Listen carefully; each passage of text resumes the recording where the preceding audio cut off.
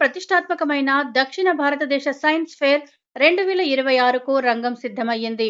సంగారెడ్డి జిల్లా తెల్లాపూర్ మున్సిపాలిటీ కొల్లూరులోని the Gaudium school వేదికగా జనవరి 19 నుండి 23, 2026 వరకు ఈ జోనల్ స్థాయి సైన్స్ ఫేర్ నిర్వహించనున్నారు. తెలంగాణ రాష్ట్ర ప్రభుత్వ పాఠశాల విద్యాశాఖ బెంగళూరులోని Visvesvaraya international and technological museum సహకారంతో ఈ కార్యక్రమాన్ని నిర్వహిస్తోంది. ఆంధ్రప్రదేశ్, తెలంగాణ, కర్ణాటక, తమిళనాడు, కేరళ, పుదుచ్చేరి రాష్ట్రాలు, కేంద్రపాలిత ప్రాంతాల నుంచి 9వ, 10వ తరగతి విద్యార్థులు, ఉపాధ్యాయులు ఈ ఫెయిర్లో పాల్గొననున్నారు.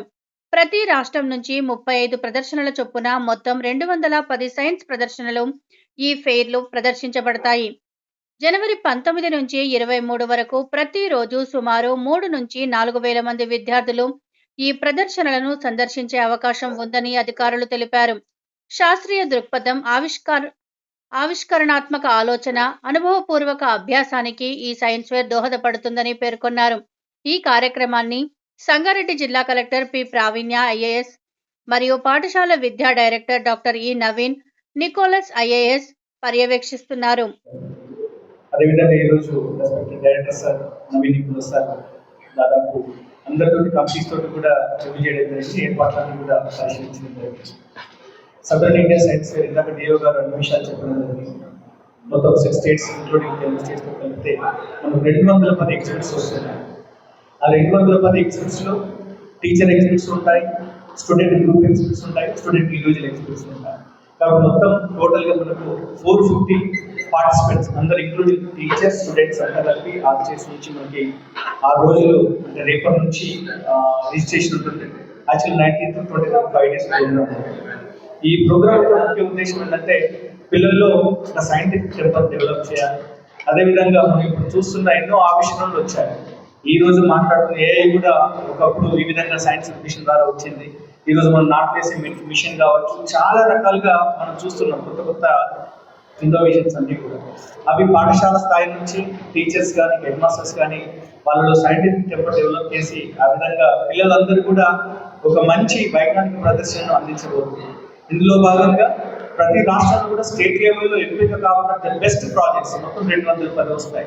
మనకి కూడా మన తెలంగాణ రాష్ట్రంలో కామారెడ్డిలో స్టేట్ లెవెల్ కండక్ట్ చేసుకోవడం జరిగింది. కాబట్టి 6 రాష్ట్రాల నుంచి మంచి మంచి ఎక్స్పర్ట్స్ వస్తాయి.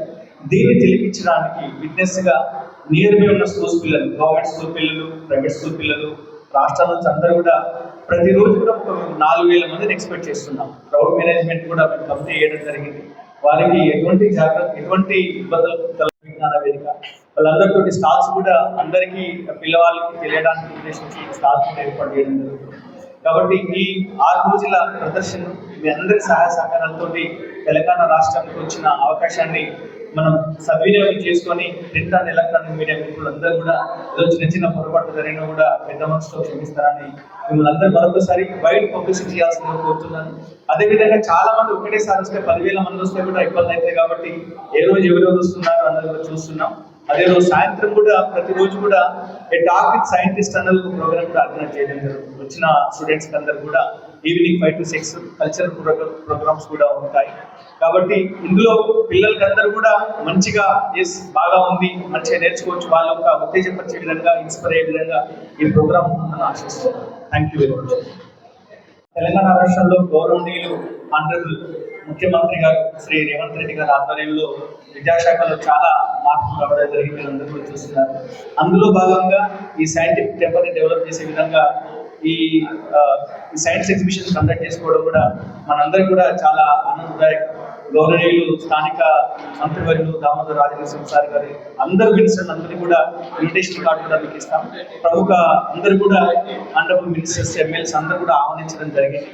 కాబట్టి ఒక మంచి వేదికగా దీన్ని సక్సెస్ఫుల్ చేయడానికి ప్రతి ఒక్కరు కూడా సహకరించాల్సింది కోరుతున్నాను. Thank you.